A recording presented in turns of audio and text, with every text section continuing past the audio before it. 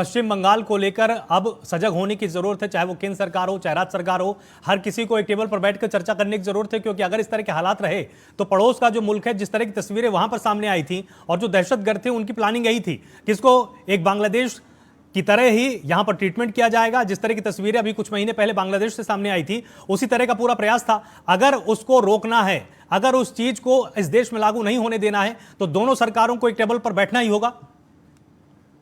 बिल्कुल आलोक जी, निश्चित रूप से देश में जो लोग घुस रहे हैं वो सरकार, भारत सरकार की जिम्मेदारी है। अगर किसी स्टेट में कोई माहौल खराब हो रहा है और जिस तरह से बांग्लादेश का माहौल और बॉर्डर उनका लगा हुआ है, अगर इस तरह कोई आशंका है तो भारत सरकार की इंटेलिजेंस क्या कर रही है और तमाम जांच एजेंसियां वो क्या कर रही हैं। निश्चित रूप से दोनों सरकारों को टेबल पर बैठकर बात करनी चाहिए, जिससे उस प्रदेश में वो, चूंकि हमारे देश का हिस्सा है, कानून का इकबाल बुलंद रहे, देश में शांति रहे, अमन रहे, वहाँ चैन रहे, लोग रोजमर्रा की जिंदगी जिए।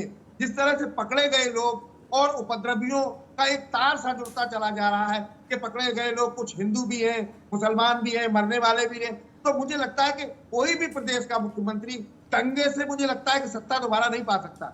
और निश्चित रूप से ये विपक्षियों की, विरोधियों की चाल भी हो सकती है कि वहां दंगा कराकर सरकार, चूंकि चुनाव भी है, वहां सरकार फेलुअर के जैसे साबित कर देंगे। तमाम और चीजें ऐसी होती हैं जिनका फायदा विपक्षियों को मिल सकता है। मुझे लगता है कि इस पे भारत सरकार तुरंत, अगर वाकई मदद करना चाहती है और भारत सरकार ये चाहती है कि वहां शांति व्यवस्था बनी रहे, तो देश के गृह मंत्री को तुरंत हस्तक्षेप करना चाहिए। और अगर उनको लगता है कि वहां सेना की आवश्यकता है, सेना को भेजना चाहिए। और इस तरह की जो घटनाएं होती हैं आलोक जी, वो राजनीति का विषय नहीं होती। दर्दनाक घटना है, दुखद घटना है, और निश्चित रूप से कानून का फेलुअर है, इसमें मैं स्वीकार करता हूं। मुझे लगता है कि जो प्रदेश का मुख्यमंत्री कानून व्यवस्था ठीक नहीं कर पा रहा, अब तक उपद्रवियों की कोई जाति धर्म नहीं होता, उनके खिलाफ नजीर बननी चाहिए, दंडात्मक कार्रवाई होनी चाहिए, दिखाई दे सड़कों पे। पद का नाम लेकर आप फायदा कौन राजनीतिक दल उठा सकता है, ये हम और आप बहुत अच्छी तरह जानते हैं। और मुझे नहीं लगता कि इसका फायदा ममता बनर्जी को मिलेगा। हाँ, वो निश्चित रूप से जनता उनकी है स्टेट की, वो उतनी सख्ती नहीं बरत पा रही है। निश्चित रूप से ये खराब बात है। इसलिए मैं फिर एक बार कहूंगा कि पश्चिम बंगाल की कानून व्यवस्था अगर खराब है तो उसकी जिम्मेदार निश्चित रूप से वहां के मुख्यमंत्री है।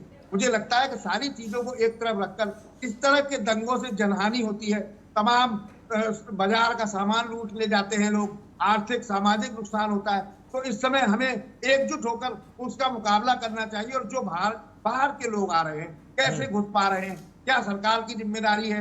निश्चित रूप से प्रदेश सरकार की भी जिम्मेदारी है। मैं अकेले भारत सरकार को जिम्मेदार नहीं मान रहा हूँ, लेकिन जो लोग बॉर्डर से घुस के आ रहे हैं, तो हमारी सेना नहीं, नीरज जी, चिंता की बात एक और है, चिंता की बात एक और है। देखिए, ये तो वो चीजें हैं जो कि बाहर आपको सुनने को मिली, न्यूज़पेपर में छापा गया। बहुत सारी ऐसी चीजें हैं जब समाचार पत्रों के या टीवी न्यूज चैनल्स के जब हमारे रिपोर्टर्स वहां पर फील्ड में पहुंचे, तो जिनकी हत्या हुई, जो एक पुरुष थे और जो जिनका बेटा मारा गया, उनकी पत्नी से जब बात की गई ना, ऑफ कैमरे में उन्होंने जो कुछ बताया, जो उनकी बेटी ने बताया, वो वास्तव में हिला देने वाला है। उनकी पत्नी ने कहा कि मैं खुद अपनी आंखों से देख रही थी, घर के अंदर कुछ लोग आते हैं, तलवारें लहराते हैं, उनके पास बंदूक भी थी, उनके पास बम भी थे, लगातार वो नारे लगा रहे थे, घसीटा गया, बाहर उनको मार दिया गया। यही बात बेटी ने बोली, यही बात पड़ोसियों ने बोली, यही बात जो वहां के डीआईजी हैं उन्होंने ऑफ द रिकॉर्ड बोला है। उन्होंने कहा कि अब जो भी हम बोल सकते हैं वो हम ऑफ द कैमरा ही हम यहां पर बोल सकते हैं। कुछ ऐसे पुलिस कर्मचारी हैं जिन्होंने इस बारे में समाचार पत्रों के जो तमाम रिपोर्टर्स थे या जो मीडिया के तमाम रिपोर्टर्स थे, इनसे बातचीत की और ये बातें कही हैं। तो क्या वास्तव में जो ये एक धार्मिक उन्माद है, इस धार्मिक उन्माद को प्रवोक करने वाला कौन है? इस पर भी तो कम से कम चर्चा होगी। या बार बार जब भी दंगा हो जाएगा हिंदू मुसलमान की बात कर देंगे, जनसंख्या गिना देंगे, आंकड़े बता देंगे, बोलेंगे कि चलो अब सब कुछ बिल्कुल शांत कर लो। क्या इसी तरह से देश आगे बढ़ेगा क्या? निश्चित रूप से वहां के प्रशासन की जिम्मेदारी है और प्रशासन का फेलुअर है।